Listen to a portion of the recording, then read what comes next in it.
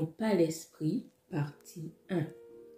Nous sommes dans Exode 27, versets 20 à 21, et ce sera notre texte de base qui va nous permettre d'évoluer tout le long de cette étude en plusieurs parties. Tu ordonneras aux enfants d'Israël de t'apporter pour le chandelier de l'huile pure d'olive concassée, afin d'entretenir les lampes continuellement. C'est dans la tente d'assignation, en dehors du voile qui est devant le témoignage, qu'Aaron et ses fils la prépareront pour que les lampes brûlent du soir au matin en présence de l'Éternel. C'est une loi perpétuelle pour leurs descendants et que devront observer les enfants d'Israël. Le passage commence donc en nous parlant d'une ordonnance. Tu ordonneras. Ordonner en hébreu, c'est stava, qui est généralement traduit par ordre, donner des ordres, ordonnance, commander, prescrire, accorder, arrêter, etc. N'éteignons pas l'esprit. Faisons le parallèle avec 1 Thessaloniciens 5, verset 19, de sorte que aucun d'entre nous ne puisse dire « oui, mais c'était écrit que dans l'Ancien Testament ». Le Nouveau Testament le résume en une phrase qui est simple. 1 Thessaloniciens 5, verset 19, « N'éteignez pas l'esprit ». Tout simplement. Il s'agit bien d'un ordre. N'éteignez pas l'esprit. Le fait de ne pas éteindre l'esprit, c'est un ordre, c'est un commandement. Ça nous a été prescrit, commandé. Nous connaissons les fonctions du Saint-Esprit. Nous savons qu'il est notre guide, notre enseignant, un ami, un consolateur. Nous en avons besoin. Il est vital pour nous en tant qu'enfants de Dieu. Un enfant de Dieu sans communion avec le Saint-Esprit est mort. Nous sommes des enfants de lumière. Et c'est avec le Saint-Esprit que cette lumière en nous peut luire. La lampe dont il est question dans Exode, la lampe c'est nous, enfants de Dieu, enfants de lumière. Et l'huile c'est la personne du Saint-Esprit. Tu ordonneras aux enfants d'Israël de t'apporter pour le chandelier de l'huile pure d'olive concassée afin d'entretenir les lampes continuellement. C'est le Saint-Esprit représenté par l'huile qui nous entretient continuellement et nous maintient spirituellement en vie. Si une voiture a besoin d'huile afin de fonctionner, le chrétien a besoin du Saint-Esprit afin de fonctionner et d'être reconnu par l'époux. Nous allons dans Matthieu 25, versets 1 à 12. Alors, le royaume des cieux sera semblable à 10 vierges qui, ayant pris leur lampe, allèrent à la rencontre de l'époux. 5 d'entre elles étaient folles et 5 sages.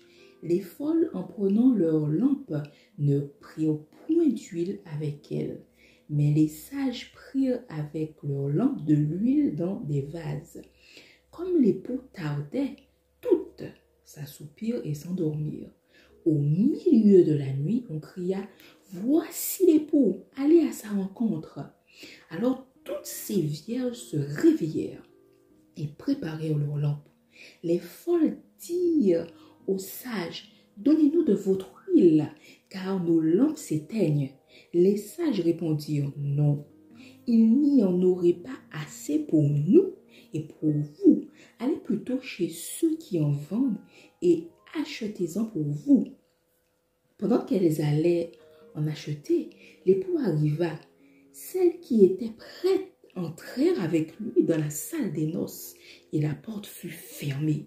Plus tard, les autres vierges vinrent et dirent « Seigneur, Seigneur, ouvre-nous !»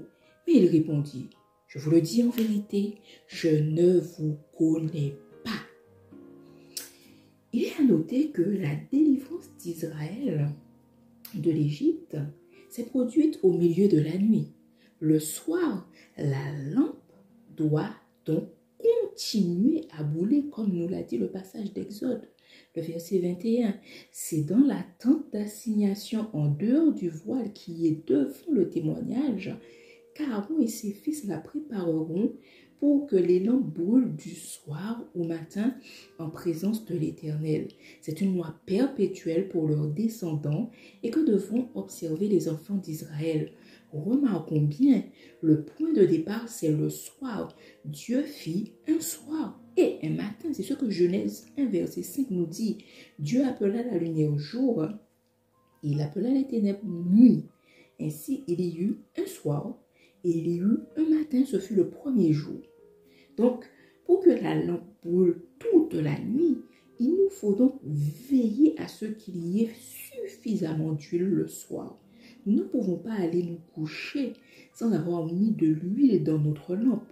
La vie selon le monde est rythmée par une activité marquée durant le jour et le soir et destinée au repos. Ça, cela est valable pour ceux qui travaillent, parce que bien souvent nous savons que ceux qui ne travaillent pas, en tous les cas, mènent une vie pour certains qui est nocturne. Bref, entre parenthèses. Donc, nous entendons souvent dire que la nuit est faite pour dormir. Ça, c'est valable pour le monde.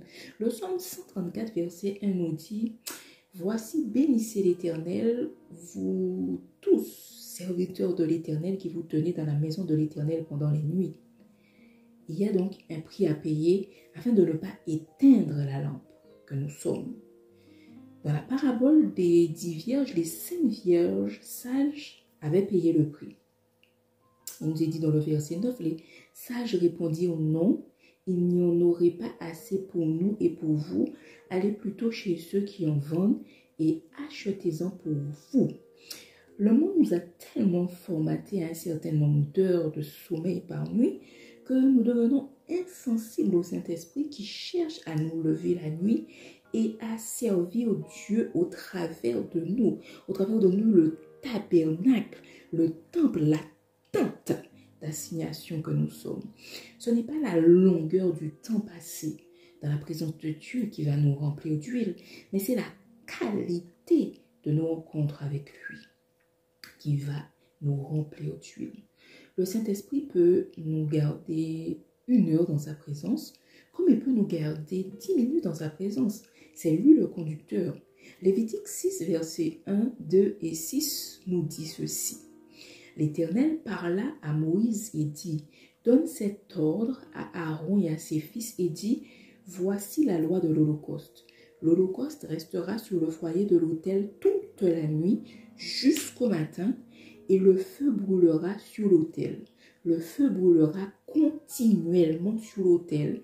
Il ne s'éteindra point. » Nous avons besoin que ce feu reste allumé. C'est un ordre. Tout ce que Dieu nous ordonne, c'est pour notre bien. Bien souvent, nos mentalités nous font rejeter ou voir d'un mauvais œil les ordonnances de Dieu. Le malade qui consulte un médecin ressort de sa consultation avec une ordonnance afin de guérir ou d'améliorer sa santé. Si l'ordonnance prescrite est observée à la lettre, il va s'en découler un résultat de bien-être pour le malade, sauf en cas d'effet indésirable. Cependant, dans les ordonnances de Dieu, il n'y a pas d'effet indésirable. Dans son ordonnance, afin que nos lampes restent allumées, Dieu a prévu de l'huile, et pas n'importe laquelle, mais une huile de qualité, de l'huile pure d'olive concassée. Nous allons conclure cette première partie avec Jean 16, versets 1 à 14. Je vous ai dit ces choses, afin qu'elles ne soient pas pour vous une occasion de chute. Ils vous excluront des synagogues. Et même l'heure vient où quiconque vous fera mourir croira rendre un culte à Dieu. Et ils agiront ainsi parce qu'ils n'ont pas connu ni le Père ni moi. Je vous ai dit ces choses afin que, lorsque l'heure sera venue, vous vous souveniez que je vous les ai dites. Je ne vous en ai pas parlé dès le commencement parce que j'étais avec vous. Maintenant, je m'en vais vers celui qui m'a envoyé. Et aucun de vous ne me demande « Où vas-tu » Mais parce que je vous ai dit ces choses, la tristesse a rempli votre cœur. Cependant, je vous dis la vérité, il vous est avantageux que je m'en aille, car si je ne m'en vais pas, le consolateur ne viendra pas vers vous, mais si je m'en vais, je vous l'enverrai. Et quand il sera venu, il convaincra le monde en ce qui concerne le péché, la justice et le jugement. En ce qui concerne le péché, parce qu'il ne croit pas en moi. La justice, parce que je vais au Père et que vous ne me verrez plus. Le jugement, parce que le prince de ce monde est jugé. J'ai encore beaucoup de choses à vous dire, mais vous ne pouvez pas les porter maintenant. Quand le consolateur sera venu, l'Esprit de vérité, il vous conduira dans toute la vérité, car il ne parlera pas de lui-même, mais il dira tout ce qu'il aura entendu et il vous annoncera les choses à venir. Il me glorifiera parce qu'il prendra de ce qui est à moi et vous l'annoncera. Amen. L'Évangile Plus vous souhaite un agréable moment sous le regard de Dieu et vous dit à bientôt pour la deuxième partie.